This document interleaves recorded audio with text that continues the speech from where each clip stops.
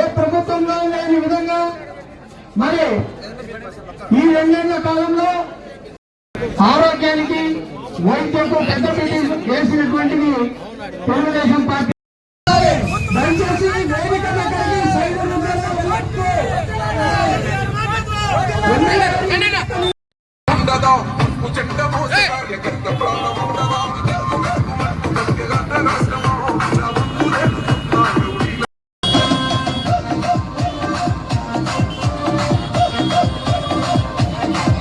మార్కాపూర్ నుంచి 2 బస్సులు వేశారనంటే ప్రభుత్వం మహిళల కోసం ఇచ్చినటువంటి స్త్రీశక్తి పథకం ద్వారా మహిళలు పుణ్యక్షేత్రాలకు కావచ్చు, లేకపోతే వారు పనులను నెరవేర్చుకునే దానికి మగవాళ్ళ బదులు మహిళనే వచ్చి ఈరోజు ఆర్టీసీ బస్సు ఉచితం అనేటువంటి ప్రయాణాన్ని స్వీకరించి ముందుకు పోవడం జరుగుతుంది. డ్రైవర్లకి సేవలో ఆటో డ్రైవర్లకి వారికి ఆర్థిక తోడ్పాటు అందించే కార్యక్రమం 15,000 రూపాయలు.